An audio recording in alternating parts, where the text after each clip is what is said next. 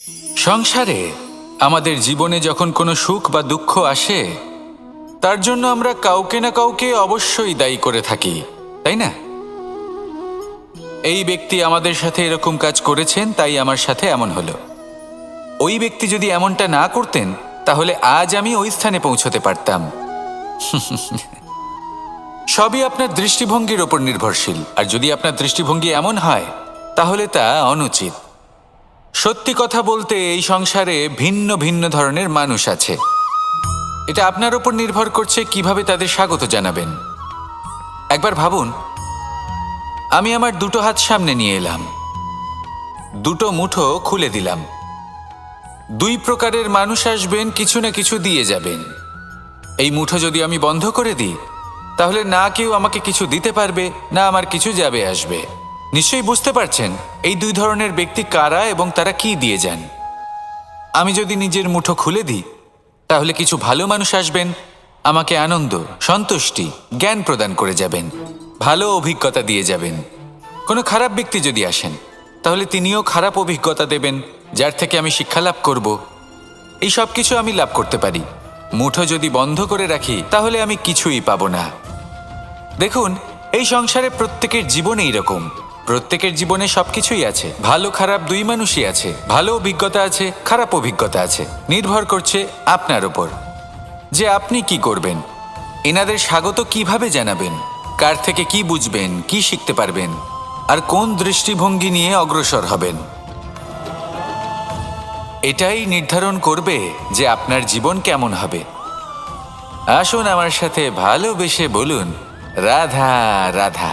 জীবনে যখন কোনো ব্যক্তি নিজের লক্ষ্য প্রাপ্তির জন্য নিরন্তর পরিশ্রম করতে থাকেন, চেষ্টা করতে থাকেন, তখন তিনি কষ্ট অনুভব করেন। কখনো শারীরিক কষ্ট, কখনো মানসিক কষ্ট। এবার উনি এটা ভাবতে থাকেন যে আমি কি উচিত করছি নাকি অনুচিত করছি। কারণ অন্যদিকে এমন একজন ব্যক্তিও আছেন যিনি একদমই পরিশ্রম চেষ্টা করছেন না। তিনি মদিরা পান করেন, বিলাসিতায় জীবন কাটান, অলস প্রকৃতির হয়ে ওঠেন, নিদ্রাতে বিলীন হয়ে থাকেন আর ভাবেন যে তিনি সুখ লাভ করছেন। কিন্তু এরকম কেন হয়? কারণ যখন আমরা সৎ পথে থাকি, উচিত পথে চলি, লক্ষ্য প্রাপ্ত করার জন্য চেষ্টা করতে থাকি, তখন আমাদের ভেতরে থাকা নেতিবাচক শক্তি এবং পাপ এই দেহকে ত্যাগ করে দেয়। আর এই অনুভূতিটাই আমাদের দুঃখের অনুভূতি দেয়, কষ্ট দেয়। এবার সেখানে যদি আমরা কুপথে চলি, অনুচিত পথে চলতে থাকি, তাহলে আমাদের ভেতরে থাকা পুণ্য এবং ধনাত্মক শক্তি আমাদের দেহ ত্যাগ করে দেয়।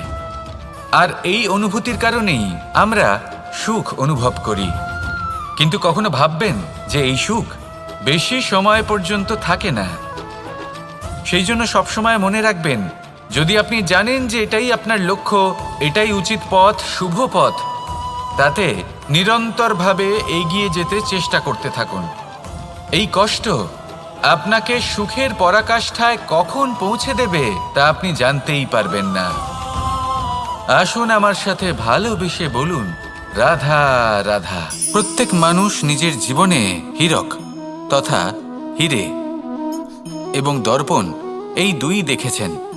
এই দুই হলো সাদা এবং এরা দুজনেই আলোর প্রতিফলন ঘটায় এবং এরা দুজনেই উজ্জ্বল হয়ে ওঠে। আপনি হয়তো মনে মনে ভাবছেন যে এটা কি ধরনের তুলনা করছি। একটা হিরে তো রত্ন, তার মূল্য দর্পণের থেকে অনেক গুণ বেশি। কিন্তু হিরে থাকাতে দর্পণের মূল্য কিন্তু কোনো অংশে কমে যায় না, তাই না? মানুষ যখন হিরে নিজের হাতে নেয়, তখন সবার আগে কি খোঁজে? দর্পণ, যাতে তার মধ্যে দিয়ে দেখে সে বুঝতে পারে যে সেই হিরে আদৌ তার শোভাবর্ধন করছে কিনা, তাকে ভালো দেখাচ্ছে কিনা, প্রসাধনের জন্য সেটা ব্যবহার করা ঠিক হবে কিনা। অর্থাৎ হীরের উপস্থিতিতে দর্পণের গুরুত্ব কম হলো না। দর্পণের কারণে হীরের মূল্য বোঝা গেল। আমাদের জীবনেও ঠিক এরকমই ঘটে। আপনারা যদি সংসারে নিজের আশেপাশে দেখেন, এমন অনেক মানুষ দেখতে পাবেন যারা নিজেদের ক্ষেত্রে মহান স্থানে পৌঁছেছেন, নিপুণ এবং শ্রেষ্ঠ হয়েছেন। আর তাদের মধ্যে আপনার নিজের মনে হয় যেন আপনি হলেন দর্পণ। নিজেকে ছোট মনে করবেন না। আপনার মূল্য কম হচ্ছে না, আপনার নিজস্ব মূল্য আছে। আর যদি আপনার অস্তিত্ব না থাকে তাহলে ওনাদের অস্তিত্বের মূল্য সংসার বুঝতেই পারবে না। জীবনে সবসময় চেষ্টা করবেন যাতে আপনি আরও বেশি শ্রেষ্ঠ হয়ে উঠতে পারেন। আপনি নিজে যে স্থানে আছেন সেটাকে ছোট মনে করবেন না, তারও নিজস্ব একটা মূল্য আছে। যদি আপনি হিরে হয়ে থাকেন তাহলে অহংকার করবেন না, যদি আপনি দর্পণ হয়ে থাকেন তাহলে নিজেকে ছোট মনে করবেন না। আসুন আর আমার সাথে ভালোবেসে বলুন, রাধা রাধা। মানুষ জন্মগ্রহণ করে, তার সাথে ভয়েরও জন্ম হয়। ছোটবেলা থেকেই আমাদের মনে কোনো না কোনো প্রকারের ভয় থেকেই যায়। কেউ এই বিষয়ে ভয় পায় যে তার কোনো বস্তু তার থেকে দূরে চলে যাবে। কেউ এই বিষয়ে ভয় পায় যে আমি নিজেকে হারিয়ে ফেলব। কেউ এই ভেবে ভয় পায় যে আমার প্রিয়জনেরা তারা যেন আমার থেকে দূরে না চলে যায়। কেউ এই ভেবে ভয় পায় যে আমরা যেন পথ না হারিয়ে ফেলি, আদি ইত্যাদি। কিন্তু সত্যি কথা বলতে ভেবে দেখুন, এই ভয় বাস্তবে কি? শুধুই একটা মনস্থিতি, আর কিছুই নয়। যা কিছু আপনি জীবনে পেয়েছেন তা একদিন আপনাকে হারাতে হবে। এই জীবন হলো আপনারই, কিন্তু তাও একদিন সমাপ্ত হবে। তাই ভয় পেয়ে কি লাভ? এই ভয় শুধু আপনাকে জীবনযাপন করা থেকে বাধা দিচ্ছে, আর কিচ্ছু নয়। পথ হারিয়ে ফেললেই বুঝতে পারবেন যে নতুন পথ কিভাবে বানাতে হয়। কিছু মানুষকে জীবন থেকে হারালে তবেই আপনি বুঝবেন যে আপনার আপনজনকে। এই ভয়ের কারণে ভীত হয়ে থাকবেন না। এই তারা নক্ষত্র অন্ধকারের অভাবে গুরুত্ব হারায়। শিবকেও মহাদেব হওয়ার জন্য বিষ পান করতে হয়েছিল। প্রত্যেক পরিস্থিতি, প্রত্যেক সাফল্য আপনার পরীক্ষা নেবে, তাতে উত্তীর্ণ হওয়া হলো আপনার কর্ম। যখনই আপনি ভয় পাবেন বা সংকটের সম্মুখীন হবেন, তখন সাহসের সাথে তার সম্মুখীন হন। মনে রাখবেন, যে সম্মুখীন হতে জানে সাফল্য তার সাথে সবসময় থাকে। আসুন আর আমার সাথে ভালোবেসে বলুন, রাধা রাধা। এই সংসারে সবথেকে বেশি কোমল বস্তু হলো রেশম। এই রেশম এতটাই কোমল হয় যে এর পুরো একটা থান শুধুমাত্র একটা হাতে ধরা সম্ভব। কখনো ভেবে দেখেছেন এই রেশম কিভাবে হয়? একটি কীট তার লালার দ্বারা উৎপন্ন হয়। এই কীট সেই রেশমকে পাক দিতে থাকে, পাক দিতেই থাকে, আর আস্তে আস্তে তার মধ্যেই জড়িয়ে পড়ে। শেষে ওর এই সুন্দর অমূল্য সৃষ্টি রেশমের এই সুতো, তার নির্মাণ কার্য পূর্ণ হয়।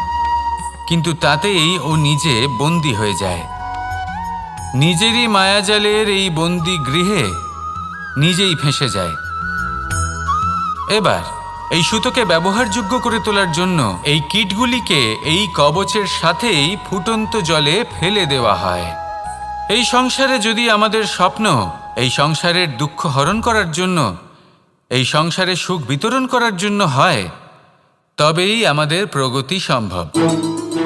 যদি আমাদের এই স্বপ্ন শুধুই আমাদের এবং আমাদের স্বার্থ সিদ্ধির জন্য হয়, তাহলে এই স্বপ্ন আমাদের অন্ধ করে দেবে, আমাদের অন্ধকারের পথে নিয়ে যাবে, আর আমরাও সেই কীটের মতো হয়ে যাব।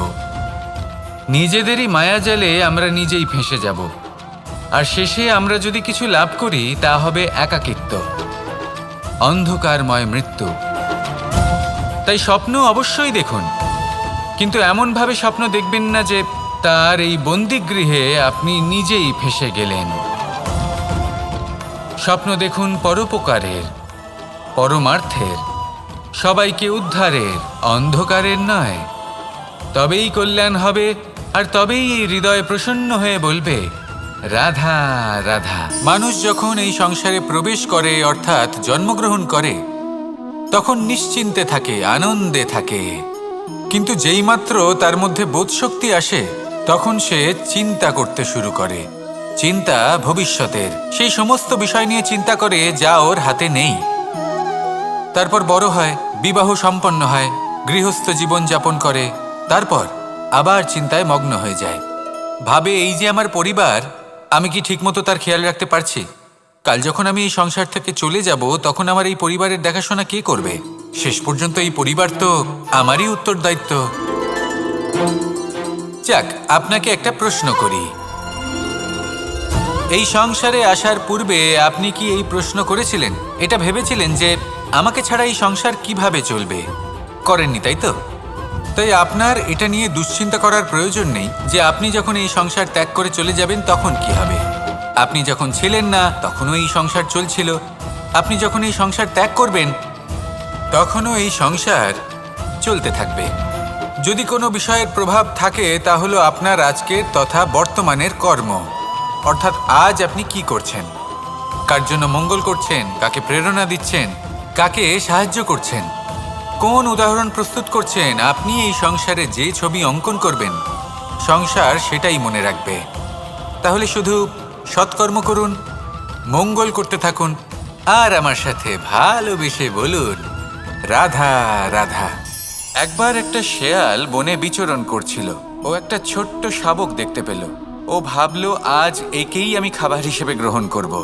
আশেপাশে দেখলেও কেউ দেখছে না তো, কেউ ছিল না, আর সেই শাবকের ওপর আক্রমণ করল, যা হলো একটা ঘোর অপরাধ।